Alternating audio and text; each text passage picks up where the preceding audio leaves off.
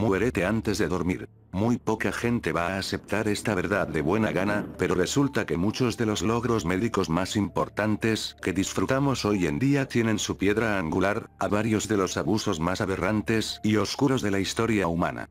El Dr. Joseph Mengele, arropado bajo el poderosísimo manto nazi, no fue sino la punta de lanza en Auschwitz, o la patrulla 731 en Japón, cuyos logros médicos aún se disfrutan hoy día. Fue famosa por mutilar, brutalizar y destruir incontables vidas de chinos, rusos e incluso occidentales, que tuvieron la infinita desgracia de ser capturados por las tropas japonesas durante la Segunda Guerra Mundial. Si estamos hablando de verdades odiosas, también vale mencionar otras, y es que, pocas se han visto tantos progresos en tan poco tiempo como durante en las guerras, pues obligan a las naciones a superarse por las malas. Cuando Hitler fue derrotado, dos superpotencias se disputaban la supremacía del planeta Tierra. ¿Quieren saber algo? Esta historia es parte de esas atrocidades que se cometieron bajo el secretismo de sus gobiernos durante la década de los años 50. En un oscuro y profundo laboratorio de los Estados Unidos estaban estudiando la muerte humana en su sentido más llano, más simple y más puro.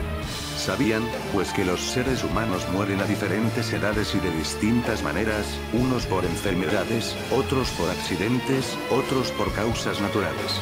Querían saber, pues, cómo propiciar la muerte de una persona de la manera más indolora posible, es decir, durante sus sueños. La persona que muere en sueños se le considera muy afortunada, la gran mayoría muere por infartos o por el cáncer, pero por lo menos hasta hace poco se creía que hasta hace poco se consideraba que la persona que moría en sueños lo hacía de una manera diáfana y sin sentir absolutamente nada. Así que este laboratorio logró conseguir a una multitud de personas que nadie extrañaría, todos mayores de 85 años. Vagabundos, errantes. Los bañaron, les dieron de comer, y simple y llanamente los hicieron esperar, no curando del todo sus enfermedades, pero procurando que estuvieran dormidos para cuando llegara el momento final. Era una época de grandes avances científicos, y por primera vez podían ver la actividad cerebral de una persona en tiempo real, poniéndole chupones a los lados de la cabeza, conectados a largos cables que iban a computadoras. ¿Cuál fue su sorpresa de que cuando las primeras personas murieron, los médicos vieron que los encefalogramas de los durmientes tiraban picos en la impresora con la aguja, muy altos, muy agresivos, lo que les llegaba a concluir que sus cerebros no solamente tenían una actividad cerebral muy alta, varias veces mayor que una persona despierta, incluso varias veces mayor que la de una persona que está sufriendo un estrés muy grande. Ellos consideraron que eran pesadillas, pero se aterrorizaron mucho al ver que estas pesadillas no fueron una coincidencia entre dos personas. Más tarde murió otra, y como se aseguraron que estaba soñando en el momento de su desenlace final, se dieron cuenta de que los resultados de la aguja también tiraban picos altísimos. Se dieron cuenta de que las personas en sus sueños cuando mueren, sufren de una manera terrible.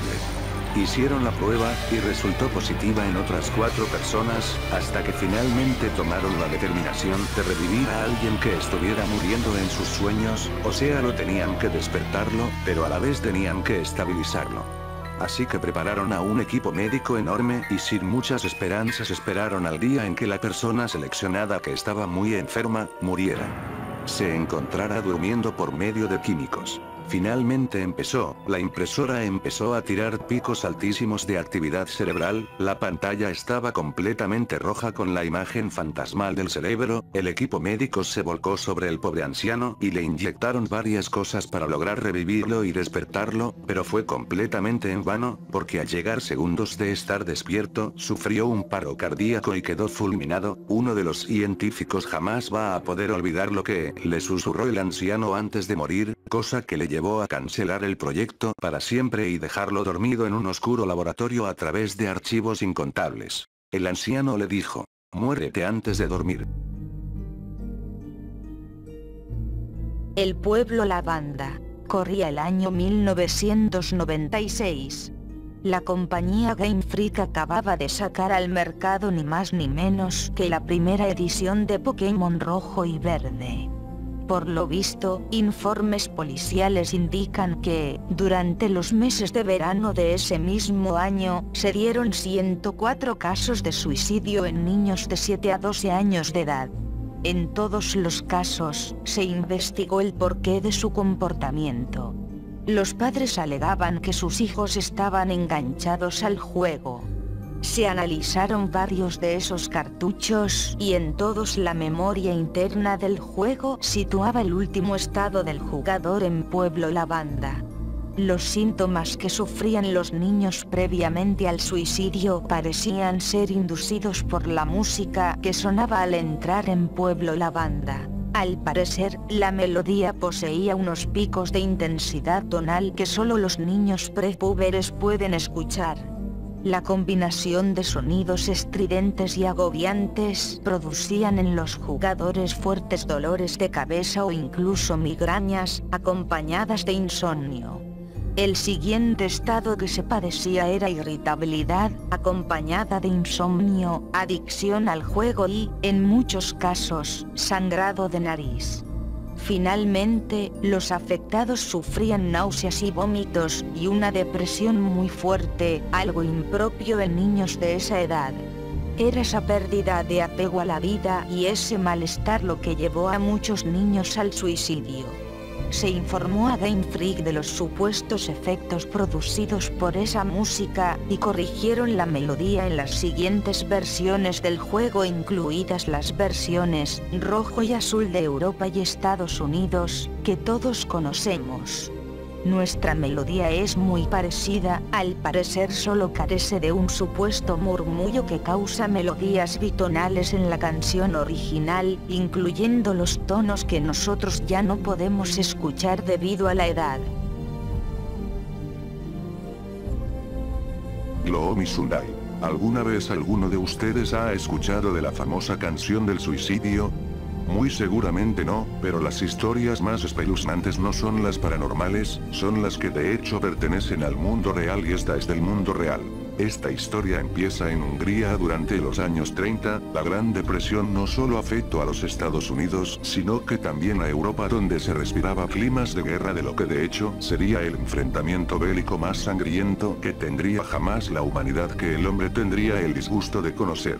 Y si lo anterior dicho fuera poco, resulta que allá en Europa lo veían venir con mucha anticipación y eso tomado de la mano con el deslave de la clase media, el hambre, la miseria, el terror y el pánico hacían de la vida muy gris y muy miserable. Fue entonces cuando un compositor de la mano de un poeta compuso una canción, era muy bonita y como en aquel entonces la competencia musical no era ni por asomo tan grande como lo es hoy, su obra en conjunto no tardó mucho en salir a la radio, fue el principio de una serie de eventos aterradores por no decir más, la famosa canción de este dúo hasta entonces desconocido ocasionó una ola de suicidios, la policía así lo supuso porque la última pertenencia en manos de muchas de las personas que se quitaron la vida, como hasta incluso tomar una navaja y cortarse la propia garganta, era un disco al lado emitiendo sonido blanco y que contenía la dichosa canción, incluso algunos tuvieron la molestia de escribir la letra en una hoja de papel antes de cometer suicidio. Alrededor de toda Hungría se registraron 17 suicidios reales, y en todos había algo que equiparaba e igualaba todas estas muertes desafortunadas. En cualquier caso de suicidio no tardaba en aparecer la misteriosa canción, resulta que el creador o el poeta Rezo Seres la había compuesto inspirado en una novia suya que se quitó la vida saltando por una ventana. Este evento lo marcó muy negativamente, o al menos eso cuenta la leyenda. Tras esta canción, parte de las estrofas de la misma están compuestas por la última carta que dejó su amada antes de pasar a mejor vida. El señor Seres por poco se mete en problemas legales porque esta canción así alentó al suicidio. Leamos algunas de las estrofas. Triste es el domingo, entre las sombras lo paso entero. Mi corazón y yo hemos decidido que se acabe todo. Pronto habrá velas y oraciones tristes, no hace falta ser un detective para saber que habla sobre un suicida, sobre alguien que va a acabar con su propia vida. Pero, quizá la mala suerte que al estallar la Segunda Guerra Mundial, Hungría ya no tenía tiempo para historias de esta naturaleza, así que la canción quedó dormida durante mucho tiempo hasta que fue exportada a Estados Unidos, donde se le dio el nombre de Gloomy Sunday, o sea Domingo Triste, basado en el nombre original. Si ustedes pensaban que dentro de la realidad tenebrosa de esta historia, esos 17 suicidios eran una simple coincidencia de cara a que la canción se encontraba cerca de las víctimas, cualquier duda se disipó. Luego, Gloomy Sundai volvió a causar una oleada de suicidios en masa, esta vez más de 50 alrededor de todos los Estados Unidos de América, y para que el factor aliviante de la coincidencia se siga abismando, resulta que estas muertes ocurrieron entre los años 50 y los 60. ¿Saben qué? Esas décadas fueron las más prósperas que vieron jamás los Estados Unidos, su bautismo como una gran potencia, la más dominante de todas. Esto quería decir que no tenía nada que ver con crisis económicas, esto quería decir que Gloomy Sundai se estaba cobrando a puño limpio a sus víctimas, gente que se cortaba las venas, personas que se tiraban desde su apartamento, o quienes sin tanto drama decidieron desarrajarse la tapa de los sesos de un disparo. Todas esas muertes, todos esos suicidios, tenían algo en común, Gloomy Sundai andaba cerca, esa melodía que invitaba al suicidio. Muchos psicólogos recomendaron encarecidamente no escuchar esta pieza musical en una lengua que pudieras entender, es preferible escucharlo en húngaro que en inglés, donde puedas entender la tonada, puesto que ellos están convencidos que si la escuchas, teniendo un mal día puede deprimirte muchísimo. Esto no es ficción, por algo muchos psicólogos desaconsejan escuchar tango cuando uno está deprimido, resulta que aquí hay una canción que parece ser mucho más poderosa hasta el límite de lo terrorífico. ¿Pero quieren saber lo peor de todo? Durante los años 60, mientras investigaban el origen de esta canción, intentaron dar con el compositor de la misma, el compositor los llevó al poeta, pero lamentablemente ahí terminó todo, puesto que el señor Sere se había suicidado, saltando desde la misma ventana por la que su amada se quitó la vida.